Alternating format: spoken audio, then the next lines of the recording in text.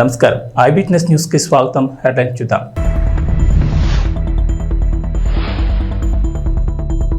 చంద్రబాబు సర్కార్ సరికొత్త రికార్డ్, ఒక్కరోజే 95% పింఛన్లు పంపిణీ.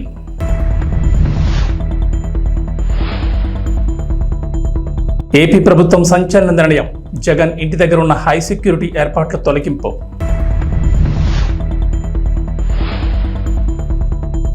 త్వరలోనే తెలంగాణ కేబినెట్ విస్తరణ, మార్పులు చేర్పులు ఉంటాయంటున్న రాజనరసింహ.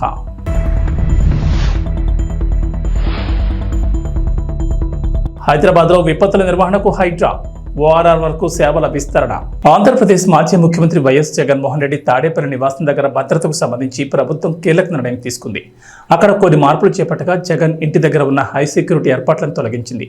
జగన్ ముఖ్యమంత్రిగా ఉన్న సమయంలో ఆయన భద్రతలో భాగంగా తాడేపల్లి నివాసానికి వెళ్లే రోడ్లు ఏర్పాటు చేసిన హైడ్రాలిక్ బొలాట్స్, టైర్ కిల్లర్స్ ను పూర్తిగా తొలగించారు. అలాగే జగన్ నివాసానికి పార్క్ విలాస్ ద్వారా వెళ్లే రోడ్లో చెక్ పోస్టులు ఉన్నాయి, వాటిని కూడా అధికారులు అక్కడి నుంచి తొలగించారు. జగన్ తాడేపల్లి నివాసానికి వెళ్లే 4 లైన్ల రోడ్ల రాకపోకలు మరింత సులభంగా ఉండేందుకు చర్యలు తీసుకున్నారు అధికారులు. అలాగే ఇంటికి సమీపంలో రోడ్డుపై వేసిన రెయిన్ ప్రూఫ్ టెంట్లు, ఆంధ్రరత్న పంపింగ్ స్కీమ్ వైపు ఉన్నటువంటి పోలీస్ చెక్ పోస్టును అధికారులు తొలగించారు. జగన్ నివాసం దగ్గర తొలగించిన సామగ్రిని లారీలో అక్కడి నుంచి తరలించారు. ఆ రోడ్డు వెంట ఉన్న కంటైనర్లు మాత్రం అలాగే వదిలేశారు. అక్కడ అవసరమైన మార్పులు చేర్పులు చేపట్టారు. ప్రభుత్వ నిర్ణయంతో మంగళగిరి, తాడేపల్లి ప్రజలకు 4 లైన్ల రోడ్డు అందుబాటులోకి వచ్చింది. జగన్ ముఖ్యమంత్రి అయ్యాక ఆ రోడ్లో ఆంక్షలు అమలు చేశారు. దీంతో స్థానికులు అటువైపుగా వెళ్లేవారు కాదు. తాజాగా ఈ రోడ్లోకి అనుమతి ఇవ్వడంతో ఇప్పుడు సామాన్య ప్రజలు, సమీపంలోని స్కూళ్లు, కాలేజీల విద్యార్థులకు, పొలాలకు వెళ్లే రైతులు, రైతు కూలీలకు రోడ్ అందుబాటులోకి వచ్చింది.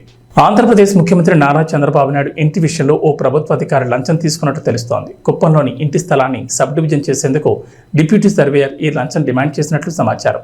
తాజాగా ఉద్యోగిపై చర్యలు తీసుకున్నట్లు చెబుతున్నారు. చంద్రబాబు ప్రతిపక్ష నేతగా ఉన్న సమయంలో చిత్తూరు జిల్లా కుప్పంలో ఇంటి నిర్మాణానికి సిద్ధమయ్యారు. శాంతిపురం మండలం కడపల్లి పంచాయతీ శివపురం దగ్గర స్థలాన్ని కొనుగోలు చేయగా నేషనల్ హైవే పక్కనే ఉంది. చంద్రబాబు ఇంటి నిర్మాణం కోసం కొనుగోలు చేసిన స్థలం వ్యవసాయ భూమి కావడంతో గృహ నిర్మాణం చేసేందుకు కుప్పం టీడీపీ నేతలు భూ వినియోగంగా మార్చి ఈ స్థలాన్ని సబ్ డివిజన్ చేయాలని దరఖాస్తును సంబంధిత ప్రభుత్వ కార్యాలయంలో అందజేశారు. అయితే ఈ స్థలాన్ని సబ్ డివిజన్ చేసేందుకు స్థానిక డిప్యూటీ సర్వేయర్ సద్దాం హుస్సేన్ 1.80 లక్షల లంచాన్ని డిమాండ్ చేశారట. టీడీపీ నేతలు ఆ మొత్తాన్ని సర్వేయర్కి అందజేసిన తర్వాతే ఆ ఫైల్ ముందుకు కదిలినట్లు తెలుస్తోంది. ఏపీకి చెందిన తెలుగుదేశం పార్టీ ఎంపీకి లోక్సభలో కీలక పదవి దక్కింది. లోక్సభ ప్యానెల్ స్పీకర్గా అరుదైన అవకాశం ఇచ్చారు. లోక్సభ స్పీకర్ ఓం బిర్లా మొత్తం 9 మందితో కూడిన ప్యానెల్ స్పీకర్ల జాబితాను సోమవారం ప్రకటించగా వారిలో బాపట్ల టీడీపీ ఎంపీ తెన్నేటి కృష్ణప్రసాద్ కూడా ఉన్నారు. తెలుగుదేశం ఎంపీతో పాటుగా ఏ రాజా, పిసి మోహన్, జగదాంబికాపాల్, సంచారాయ్, శైల్జా, కాకోలి ఘోష్, దస్తీదార్, దిలీప్ సైకియా, అవధీష్ ప్రసాద్లు ప్యానెల్ స్పీకర్లుగా సభ నిర్వహణలో ఓం బిర్లాకు సహకరించనున్నారు. తనకు ప్యానెల్ స్పీకర్గా అవకాశం కల్పించిన లోక్సభ స్పీకర్ ఓం బిర్లాకు టీడీపీ ఎంపీ తెన్నేటి కృష్ణప్రసాద్ ధన్యవాదాలు తెలిపారు.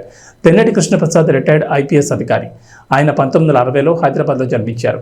ఆయన తండ్రి సుబ్బయ్య ఐటీఐ ప్రిన్సిపల్ కాగా తల్లి Vijayalakshmi school teacher. Krishnaprasad NIT Warangal నుంచి బీటెక్ పూర్తి చేసి అహ్మదాబాద్ ఐఐఎం నుంచి ఎంబీఏ కూడా చేశారు. ఆయన 1986 బెంచ్ ఐపీఎస్ అధికారి. పోలీస్ శాఖలో 34 ఏళ్ల పాటు సేవలందించారు. రాష్ట్ర వ్యాప్తంగా వివిధ హోదాల్లో పనిచేశారు.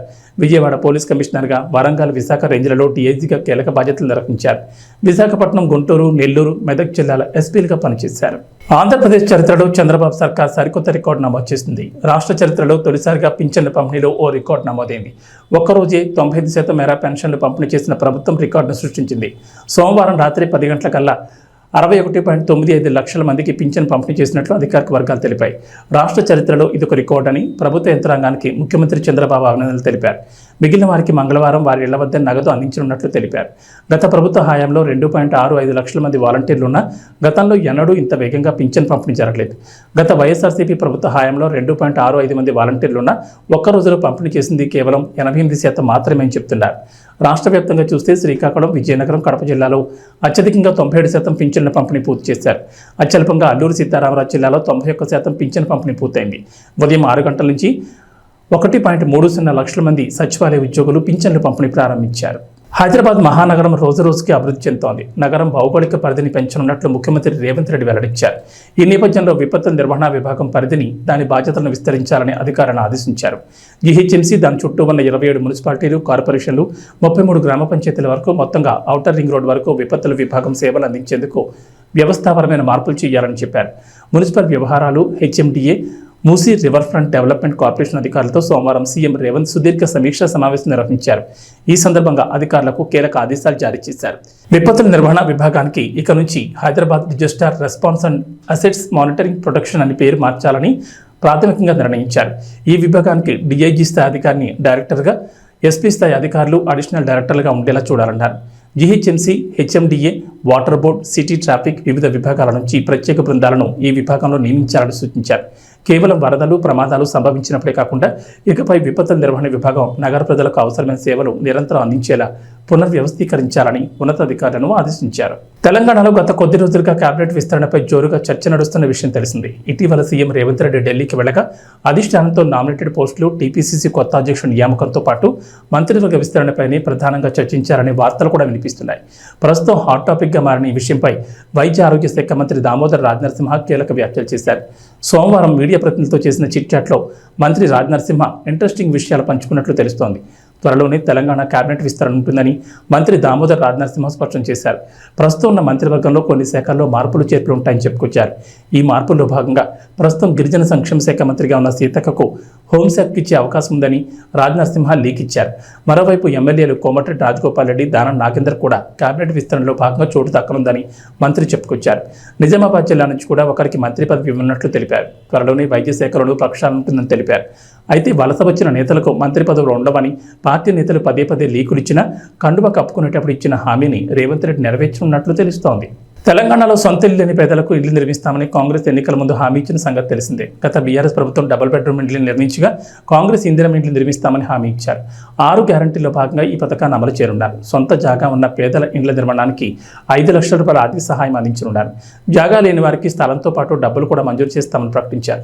అయితే ఇందిరమ్మ ఇళ్లకు సోలార్ పవర్ తప్పనిసరి కానుంది. అయితే ఇది రాష్ట్ర వ్యాప్తంగా కాదు, హైదరాబాద్ శివారు, ఔటర్ రింగ్ రోడ్తో పాటు కొత్తగా నిర్మించనున్న రీజనల్ రింగ్ రోడ్ మధ్య నిర్మించే ఇండ్లకు సోలార్ తప్పనిసరి చేయనున్నట్లు తెలుస్తుంది. ఈ ప్రాంతాల్లో ఇండ్లు నిర్మించుకోవాలంటే సోలార్ పవర్ తప్పనిసరిగా పెట్టుకోవాల్సింది.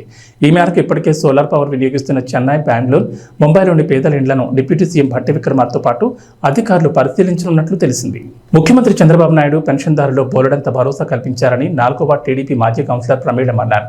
చంద్రబాబు నాయుడు ఎన్నికల్లో ఇచ్చిన హామీల్లో కీలకమైన పింఛన్ పెంపు కార్యక్రమంలో భాగంగా 4వ వార్డు నందు ప్రమేళమ్మ టీడీపీ నాయకులు, సచివాలయ సిబ్బందితో కలిసి పెన్షన్ లబ్ధిదారుల ఇంటికి వెళ్లి పెంచిన 7,000 రూపాయల పింఛను అందజేశారు. ఈ కార్యక్రమంలో నాయకులు పాల్గొన్నారు.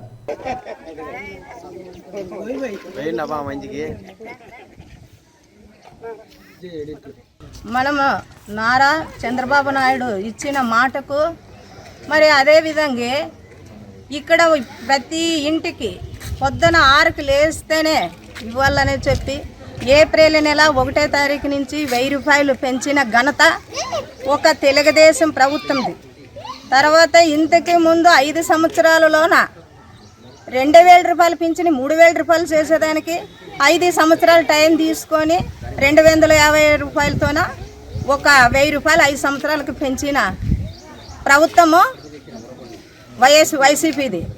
అది ప్రభుత్వానికి ఇప్పుడు ఒక నిదర్శనంగా ఒక చంద్రబాబు నాయుడు ఇంకా ఎలక్షన్స్ గెలక ముందునే 1000 రూపాయలు ఏప్రిల్ నెలలోనే ఇచ్చినాడు. ఇప్పటికీ ఆ 3,000 రూపాయలు, ఇది 4,000 రూపాయలు, 7,000 రూపాయలు తీసుకునే మన ప్రజలందరూ రాబోయే కాలంలోన ఇది ఎక్కడ ఎవరు ప్రతి ఒక్కరు మీరే కాదు ప్రతి ఒక్కరికి చెప్పి ఒక ముందొచ్చే ఆలోచనలో అందరూ కలిసి కట్టగా ఉండి మరి నెక్స్ట్ తెలుగుదేశానికే మీరు సాయం చేసి ఈ లభితము పొందాలా. ఇంకా ఉండే స్కీములు చాలా ఉన్నాయి. ప్రతి ఒక్క ఇంటికి, ప్రతి ఒక్క మహిళలకి, ప్రతి ఒక్క పిల్లకు, అందరికీ ప్రతి ఒక్కటి ఆయన చెప్పిండే పథకాలు ఖచ్చితంగా అమలు చేసి ఇంటికి అందించి ఆ పేరు నిలబెట్టుకునే నాయకుడు ఒక నారా చంద్రబాబు నాయుడు. మన పథకాలు ఉచిత గ్యాసు ప్రతి మహిళలకి, 3 సిలిండర్లు, బస్సు ఫ్రీ, మళ్ళీ అమ్మకు వందనము, 15,000 రూపాయలు ప్రతి పిల్లికి. ఇవన్నీ చాలా మంచి పథకాలని ఈ నారా చంద్రబాబు నాయుడు మన సీఎం గారు ఈ మాట నిలబెట్టుకునే ఘనతకి మీరందరూ చాలా ఆలోచించి దృష్టిలో పెట్టుకొని రాబోయే కాలంలోన మనమంతా ఒక మాట పైన ఉండి మరీ వచ్చేది కూడా సైకిలే. మీరు ఎవరో ఎక్కడా కానీ ఆలోచించుకోకున్నట్లు, ఎవరు చెప్పిన మాటలు కానీ వినుకోకున్నట్లు సాధించుకునే పట్టు మన మహిళల్లోనే ఉండేది. మీ అందరూ వచ్చి ఇక్కడ విన్నందుకు మీ అందరికి ప్రత్యేకంగా ధన్యవాదాలు తెలుపుకొని సెలవు తీసుకుంటాం. సిద్దిపేట జిల్లా గజ్వేల్లో doctors day, chartered accounts day సందర్భంగా ఇంటర్నేషనల్ వైశ్య ఫెడరేషన్ సిద్దిపేట జిల్లా అధ్యక్షుడు నేతి శ్రీనివాస్, యువజన విభాగం అధ్యక్షుడు ఎన్సి సంతోష్ ఆధ్వర్యంలో డాక్టర్లకు, చార్టెడ్ అకౌంట్లకు శాలువాలతో సత్కరించి మెమోంటోలు అందజేసి అభినందనలు తెలిపారు. ఈ కార్యక్రమంలో municipal chairman Rajamouli, councillor Uppala Mettaiah, Nangunuru Satyanarayana, doctor Mallaiah, doctor Lingam పాల్గొన్నారు. ఈ సందర్భంగా మాట్లాడుతూ ఇంటర్నేషనల్ వైశ్య ఫెడరేషన్ ఆధ్వర్యంలో చక్కటి కార్యక్రమం ఏర్పాటు చేసిన ఇంటర్నేషనల్ వైశ్య ఫెడరేషన్ సభ్యులను అభినందించారు. తల్లిదండ్రులు, గురువులు, డాక్టర్లు మనకు కనిపించే దేవుళ్ళని, వారిని గౌరవించాల్సిన బాధ్యత ప్రతి ఒక్కరిపై ఉందన్నారు.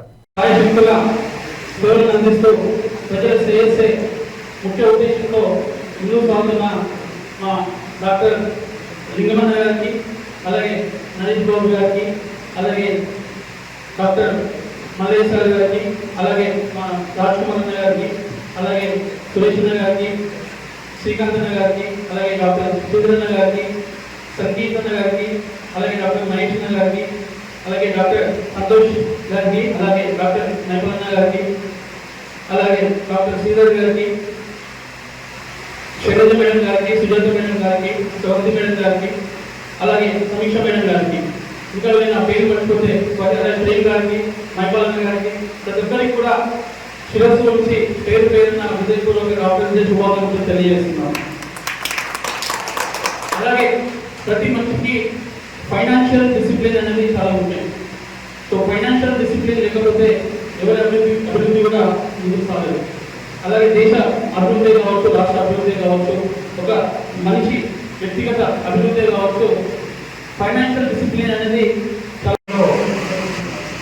వారి సేవలు అందిస్తూ తల్లి గర్భంలో శిశువుకు దేవుడు ప్రారంభమవుతే ఆ శిశువుకు ప్రయోజనమైనటువంటి వృత్తే డాక్టర్ ఉంది. అందుకే ఇది మౌనమైనటువంటి వైద్య వృత్తిలో కొనసాగుతూ ఈరోజు సమాజంలో ఒక మంచి గౌరవాన్ని పొందుతున్నటువంటి డాక్టర్లందరికీ, అలాగే ఈశ్వరాయ్ గారి పేరు మీద చాలా విషయాలు లింగం గారు, కృష్ణపతి గారు, నాగేష్ బాబు గారు చెప్పడం జరిగింది. వారి జననం మరణం కూడా ఒకటే కాబట్టి ఈ సందర్భంగా ఆయన ఒక డాక్టర్ని కాకుండా ఇప్పుడే వచ్చేటటువంటి నాగమణి గారు వేదికపై రావాల్సిందిగా కోరుతున్నాం.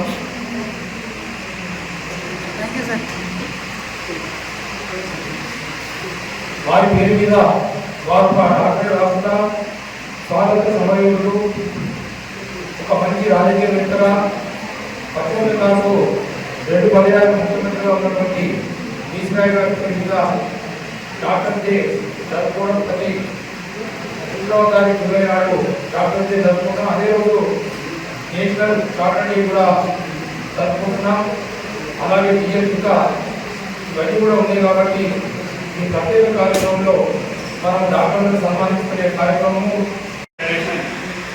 రాష్ట్ర అధ్యక్షుడు ఉప్పల శ్రీనివాస్ గారి సూచన మేరకు సిద్దిపేట జిల్లా ఇంటర్నేషనల్ వైశ్య ఫెడరేషన్ అధ్యక్షుడు నేతి శ్రీనివాస్ గారి ఆధ్వర్యంలో, అదేవిధంగా గజ్వేల్ ప్రజ్ఞాపూర్ ఐజీఎఫ్ వాళ్ళ ఆధ్వర్యంలో ఈరోజు ఒక మంచి కార్యక్రమం ఏర్పాటు చేసి మన డాక్టర్లకు మరియు సీఏలకు సన్మానం చేస్తున్న కార్యక్రమం తీసుకోవడం అనేది మీ అందరికీ మా ఆంధ్రప్రదేశ్లో సార్వత్రిక ఎన్నికల సమయంలో కూటమి ప్రభుత్వం ఇచ్చిన హామీ వరకు అధికారంలోకి రాగానే అవ్వ పింఛన్ 4,000 రూపాయలు పెంచిన పింఛను ఏప్రిల్, మే, జూన్ నెలతో కలిపి జూలై నెలలో 7,000 రూపాయల పింఛను అందజేయడంతో గుంతకల్ పట్టణంలోని 4వ వార్డు నందు భారతీయ జనతా యువమోర్చా అనంతపురం జిల్లా కార్యదర్శి ఎండ్ల కేశవ ఆధ్వర్యంలో ప్రధాని Narendra Modi, CM Chandrababu, deputy CM Pawan Kalyan చిత్రపటాలకు పాలాభిషేకం చేసి అవ్వాతాతల ఆనందం వ్యక్తం చేశారు. ఈ కార్యక్రమంలో బీజేపీ, టీడీపీ, జనసేన నాయకులు, కార్యకర్తలు పాల్గొన్నారు. గౌరవ ముఖ్యమంత్రి వర్యులు నారా చంద్రబాబు నాయుడు గారు, అదేవిధంగా ఉప ముఖ్యమంత్రి శ్రీ కొనిదెల పవన్ కళ్యాణ్ గారు, అదేవిధంగా భారత ప్రధానమంత్రి నరేంద్ర మోదీ గారి కృషి వల్ల ఏదైతే ఆంధ్రప్రదేశ్ ప్రభుత్వం, ఎన్డీఏ ప్రభుత్వం ఇచ్చిన మాట ప్రకారంగా పోయిన నెలది ఈ నెలది కలిపి 7,000 రూపాయలు పెన్షన్ లబ్ధిదారు ఇంటి దగ్గరికే చేర్చే ప్రయత్నంలో భాగంగా ఈరోజు సఫలీకృతమైంది. 3,000 నుంచి 4,000 రూపాయలు పెంచింది ఈ ప్రభుత్వం. అయితే గత ప్రభుత్వం 3,000 రూపాయలు మేము పెంచుతామని చెప్పి దశల వారీగా 250 రూపాయలు మాత్రమే పెంచింది. 3,000 పెన్షన్ పెంచడానికి 5 సంవత్సరాలు తీసుకున్నటువంటి గత ప్రభుత్వం ఈ ప్రభుత్వం ఏదైతే 3,000 రూపాయల నుంచి 4,000 రూపాయలు పెన్షన్ ఇస్తామని చెప్పిందో వెంటనే ఈ యొక్క ఏదైతే పెన్షన్ కార్యక్రమం ఉందో వెంటనే 4,000 రూపాయలని ఇంటి దగ్గరికే సచివాలయ సిబ్బందిని పెట్టి ఇంటి దగ్గరికే పెన్షన్ పంపించే కార్యక్రమాన్ని ఈరోజు శ్రీకారం చుట్టడం జరిగింది. దీనంతటికీ కూడా పెన్షన్దారుల తరపున లబ్ధిదారుల తరపున భారతీయ జనతా యువ మోర్చా అనంతపురం జిల్లా శాఖ తరపున ఆంధ్రప్రదేశ్ ఎన్డీఏ ప్రభుత్వానికి ప్రత్యేకమైనటువంటి ధన్యవాదాలు తెలియజేస్తున్నాం. ఏదైతే వికలాంగుల పెన్షన్ 3,000 ఉండిందో వాటిని ఏకంగా ఒకేసారి 6,000 రూపాయలకి పెన్షన్ పెంచి గౌరవనీయులు శ్రీ మందా కృష్ణ మాదిక్ గారి ఏదైతే పోరాట ఫలితం ఉందో ఆ పోరాట ఫలితాన్ని అందరూ కూడా అందిపుచ్చుకొని ఎన్డీఏ ప్రభుత్వంలో భాగస్వామ్యంగా ఉన్నటువంటి శ్రీ గౌరవనీయులు మందా కృష్ణ మాదిక్ గారి ఆదేశాల మేరకు ఆ యొక్క ఎన్డీఏ ప్రభుత్వాన్ని ఒప్పించి వారందరికీ కూడా 3,000 నుంచి 6,000 రూపాయలు పెంచిన పెన్షన్ని ఆ యొక్క వికలాంగులందరికీ కూడా అందించడం చాలా ఆనందదాయకమైన విషయం. కాబట్టి భారతీయ జనతా యువ మోర్చా తరఫున ఎన్డీఏ ప్రభుత్వం ఆంధ్రప్రదేశ్లో ఉన్నటువంటి గౌరవనీయులు నారా చంద్రబాబు నాయుడు గారు, ఉప ముఖ్యమంత్రి పవన్ కళ్యాణ్ గారికి మా యొక్క అందరి తరపున పెన్షన్దారు లబ్ధిదారుల తరపున ప్రత్యేకమైనటువంటి హృదయపూర్వక ధన్యవాదాలు తెలియజేస్తున్నాం. ఏదైతే గత ప్రభుత్వం సచివాలయ సిబ్బందిని ఉపయోగించుకోకుండా కేవలం వాలంటరీ వ్యవస్థ ద్వారా పెన్షన్ని ఇంటికి అందిస్తున్నాము, వాలంటరీ వ్యవస్థ తీసేశారు కాబట్టి సచివాలయ సిబ్బంది ద్వారా ఇంటింటికి పెన్షన్ అందే కార్యక్రమం జరగదు అని అపోహలు సృష్టించి ఎన్నో సహజ మరణాలను కూడా పెన్షన్ వల్ల రోడ్లో నిలబడి లేకుంటే ఆ ఆఫీసు చుట్టూ తిరిగి చనిపోయినారనే అపోహలను ప్రజల్లో రేకెత్తించారు. ఏదైతే కొత్తగా ఏర్పడినటువంటి ఎన్డీఏ ప్రభుత్వం నారా చంద్రబాబు నాయుడు గారు ఆ రోజే చెప్పారు, సచివాలయ సిబ్బందిని ఉపయోగించుకొని ఎంతమంది ఉంటే ఆ వార్డులో ఉన్నటువంటి పరిధిలో ఉన్నటువంటి ఎంతమంది పెన్షన్ లబ్ధిదారులు ఉంటారో వాటిని ఎంతమంది సచివాలయ సిబ్బంది ఉంటారో వాళ్ళని ఒక్కొక్కరిని ఇంతమంది పంచుకొని యొక్క పెన్షన్ కార్యక్రమాన్ని అందించే విధంగా చేస్తామని ఏ విధంగా అయితే చెప్పారో అదే విధంగా ఈరోజు సచివాలయ సిబ్బందిని ఉపయోగించి ప్రతి ఇంటికి పెన్షన్ ఇచ్చే కార్యక్రమాన్ని శ్రీకారం చుట్టి ఉదయం 6 గంటలకే ప్రతి ఇంటికి డోర్ తట్టి వాళ్ళు నిద్ర లేవకముందునే డోర్ తట్టి పెన్షన్ అందించే కార్యక్రమం ఈరోజు పొద్దున ఉదయం 6 గంటల నుంచి జరగడం చాలా ఆనందదాయకమైన విషయం. ఏదైనా విజనరీ నాయకుడు అనుకున్నది చేస్తాడు, చేసి చూపిస్తాడు, దానికి ఇదే నిదర్శనం. కాబట్టి వారందరికీ కూడా ప్రత్యేకమైన ధన్యవాదాలు లబ్ధిదారుల తరఫున తెలియజేస్తున్నాను. గ్లోబల్ స్టార్ రామ్ చరణ్ శంకర్ కాంబోలో చేస్తున్న గేమ్ చేంజర్ ఎప్పుడు రిలీజ్ అవుతుందా అని ఫ్యాన్స్ ఎప్పటి నుంచి ఎదురు చూస్తున్నారు. కానీ దీనిపై ఇప్పటి వరకు ఎలాంటి అప్డేట్ అయితే ఇవ్వలేదు మూవీ టీం. నిర్మాత దిల్ రాజు మాత్రం ఈ ఏడాది రిలీజ్ చేస్తామని అయితే చెప్పారు. కానీ రీసెంట్గా ఇండియన్ 2 ప్రమోషన్స్లో భాగంగా ఇచ్చిన ఓ ఇంటర్వ్యూలో గేమ్ చేంజర్ రిలీజ్కి ఇంకా 6 నెలలు పడుతుందని బాంబు పేల్చారు శంకర్. దీంతో మెగా ఫ్యాన్స్ డేలా పడిపోయారు. ఇలాంటి వేళ RC16 ప్రాజెక్ట్ గురించి ఓ క్రేజీ న్యూస్ వైరల్ అవుతోంది. బుచ్చిబాబుతో చరణ్ చేస్తున్న ఈ చిత్రం ఎలా ఉండబోతోందో హింట్ ఇచ్చాడు big boss fame Arjun Ambati. ఈ చిత్రంలో అర్జున్ కూడా ఓ కీలక పాత్ర పోషిస్తున్న సంగతి తెలిసిందే. బిగ్ బాస్ సీజన్ 7 సమయంలో గెస్ట్గా వచ్చిన బుచ్చిబాబు హౌస్లో ఉన్న అర్జున్కి RC16 ఆఫర్ ఇచ్చారు. ప్రస్తుతం ప్రీ ప్రొడక్షన్ పనులు జరుపుకుంటున్న ఈ చిత్రం ఎలా ఉండబోతుందనే విషయంపై తన లేటెస్ట్ ఇంటర్వ్యూలో క్లారిటీ ఇచ్చాడు అర్జున్. స్టోరీ ఎలా ఉండబోతుంది అనేది చెప్పను, ఎందుకంటే అది చెప్తే నన్ను సినిమాల నుంచి బయటకు తోసేస్తారు. బాగుంటుంది ప్రాజెక్ట్, అంతకుమించి ఏం చెప్పలేను. మన నేటివిటీ బాగా కనబడే సినిమా. తెలుగు సినిమాలంటే అంత కమర్షియల్ అలా అనుకుంటారు కదా, అలానే చరణ్గా చేసిన కూడా ఎక్కువ కమర్షియల్ ప్రాజెక్టులే. అయితే తమిళ్లో పెద్ద హీరోలు అందరూ వాళ్ళ నేటివిటీ కనబడేలా ప్రాజెక్ట్ చేస్తూ ఉంటారు కదా, వాళ్ళ ట్రెడిషన్, వాళ్ళ ప్లేస్ ఇలా అన్నీ చూపించడానికి ఇష్టపడతారు కదా, అలానే మీరు RC16 గురించి ఎక్స్పెక్ట్ చేయొచ్చు అంటూ అర్జున్ అంబట్ చెప్పాడు. ఇక ఈ చిత్రంలో జాన్వీ కపూర్ హీరోయిన్గా నటిస్తోంది. అలానే AR రెహమాన్ మ్యూజిక్ అందిస్తున్నారు. కొన్ని నెలల క్రితమే పూజా కార్యక్రమాలతో ఈ ప్రాజెక్ట్ మొదలైంది. గేమ్ చేంజర్ పనులు పూర్తయిన వెంటనే చరణ్ ఈ సెట్లోకి అడుగు పెట్టబోతున్నారు. ఇక ఈ చిత్రంపై ఇటీవల తమిళ నటుడు విజయ్ సేతుపతి కూడా కామెంట్స్ చేశారు. RC16 స్టోరీ తనకు తెలుసని, స్క్రిప్ట్ చాలా బాగుంటుందన్నారు. ఖచ్చితంగా ఈ చిత్రం బ్లాక్ బస్టర్ అవుతుందని బుచ్చిబాబుతో చెప్పారు విజయ్. 20 వరల్డ్ కప్ 2024 గెలిచిన వెంటనే సీనియర్ ప్లేయర్ అయిన విరాట్ కోహ్లీ, రోహిత్ శర్మ ఇద్దరు T20 ఫార్మాట్ కెరీర్కు వీడ్కోలు పలికారు. ఆ మరుసటి రోజే స్టార్ ఆల్రౌండర్ రవీంద్ర జడేజా కూడా పొట్టి ఫార్మాట్కు రిటైర్మెంట్ పలికాడు. భారత క్రికెట్ పరివర్తన దశలో ఉందని, యువతరానికి అవకాశం ఇవ్వాల్సిన సమయం వచ్చిందని చెప్తూనే ఈ ముగ్గురు వన్డే టెస్ట్ ఫార్మాట్లో కొనసాగుతామని చెప్పారు. మరి పాకిస్తాన్ వేదికగా 2025లో జరగనున్న ఛాంపియన్స్ ట్రోఫీలో విరాట్, రోహిత్ ఆడతారా అనే సందేహాలపై BCCI సెక్రటరీ జైషా స్పందించారు.